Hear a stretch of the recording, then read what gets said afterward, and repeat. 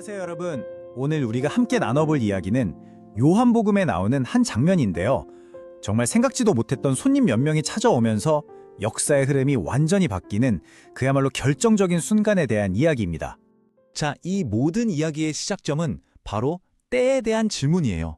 예수님께서 이제껏 계속 미뤄오셨던 바로 그 운명의 순간, 그 때가 드디어 왔다고 선포하시는 아주 극적인 장면이죠.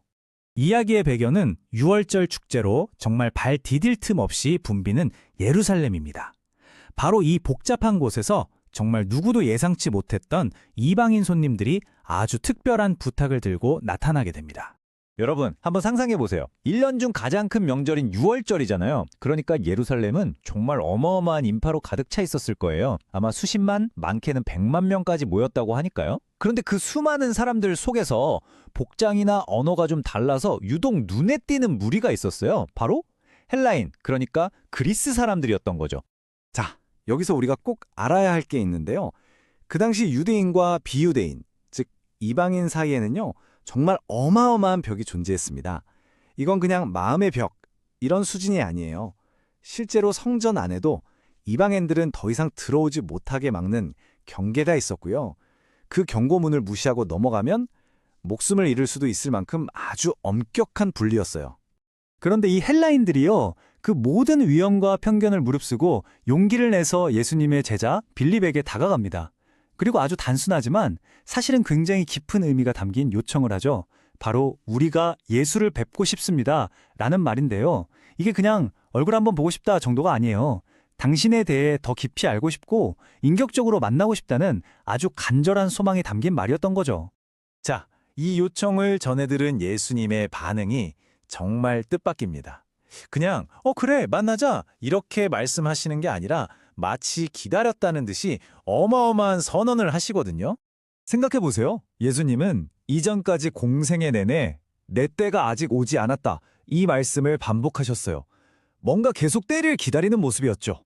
그런데 바로 이 헬라인들, 이방인들이 당신을 찾아온 이 순간, 이게 바로 그분이 기다려온 결정적인 신호였던 겁니다. 이제 유대인을 넘어 온 세상이, 모든 민족이 당신을 찾기 시작했다는 증거였으니까요. 그래서 이렇게 말씀하시는 거죠. 인자가 영광을 얻을 때가 왔도다. 근데 여기서 우리가 오해하면 안 되는 게 있어요. 예수님이 말씀하신 영광을 얻을 때라는 게 무슨 세상적인 성공이나 왕이 되는 그런 영광이 아니었다는 거예요. 오히려 정반대였죠. 가장 끔찍한 고난과 죽음, 그 희생을 통해서 하나님의 뜻을 완전히 이루시는 바로 그 순간, 그것이 바로 예수님이 말씀하신 영광의 때였습니다. 그렇다면 그 영광이 도대체 어떤 모습일까요? 예수님은 이걸 설명하시려고 우리에게 아주 익숙한 자연에서 가져온 비유를 하나 들어주십니다. 바로 한 알의 밀에 대한 이야기예요. 이야기는 이렇습니다. 밀알 하나가 있어요. 이게 그냥 그대로 있으면 그냥 평생 밀알 하나일 뿐이죠. 그런데 이 밀알이 땅에 떨어져서 썩고, 말하자면 죽게 되면 어떻게 되나요? 거기서 싹이 트고 자라서 나중에는 수많은 열매를 맺는 정말 어마어마한 생명을 만들어낸다는 겁니다. 이 비유가 정말 기가 막히지 않나요? 이건 바로 예수님 당신 자신의 이야기를 하고 있는 거거든요. 당신의 죽음이 모든 것의 끝이 아니라 오히려 그 죽음을 통해 수많은 사람들에게 영원한 생명을 주는 시작점이 될 거라는 걸 이 한 알의 미랄을 통해 너무나도 선명하게 보여주시는 거죠. 그런데 여기서 이야기가 정말 인간적인 차원으로 깊어집니다.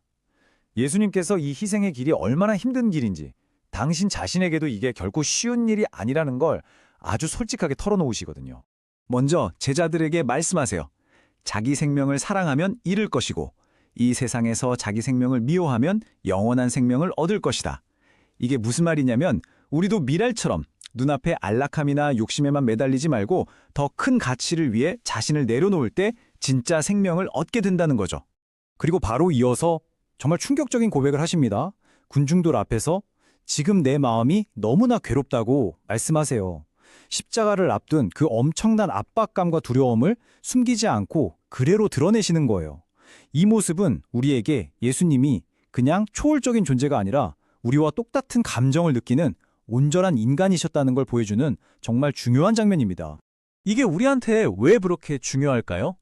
바로 예수님께서 우리의 고통을 머리로만 아시는 게 아니라 직접 겪으셨기 때문에 우리가 힘들 때, 두려울 때, 괴로울 때 그 마음을 누구보다 깊이 공감하고 이해하실 수 있다는 뜻이거든요.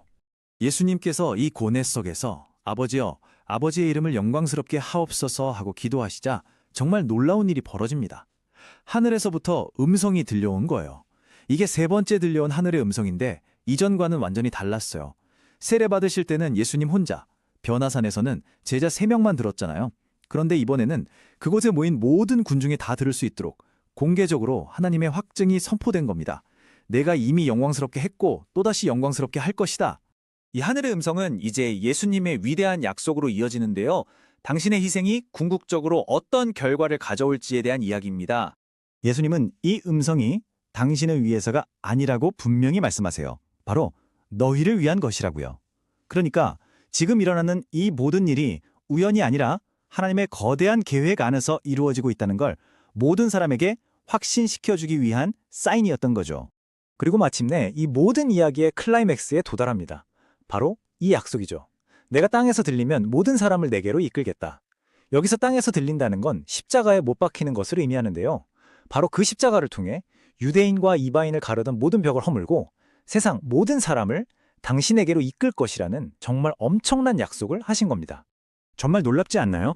몇몇 헬라인들의 작은 요청으로 시작됐던 이야기가 결국 온 세상을 향한 위대한 약속으로 끝을 맺는 겁니다. 그 누구도 넘을 수 없을 것 같았던 그 견고한 분리의 벽이 사실은 이렇게 무너질 운명이었다는 걸 보여주는 거죠. 자, 오늘 이야기를 정리해볼까요? 첫째, 진정한 영광은 희생을 통해 온다는 것. 하늘의 미랄처럼 말이죠. 둘째, 예수님은 우리의 고통을 직접 겪으셨기에 누구보다 우리를 깊이 이해하신다는 것. 그리고 마지막으로 그분의 구원은 특정 민족을 위한 것이 아니라 바로 모든 사람을 향해 열려 있다는 것입니다. 예수님께서 친히 고뇌하셨기 때문에 우리가 고뇌할 때 우리를 위로하실 수 있는 거죠.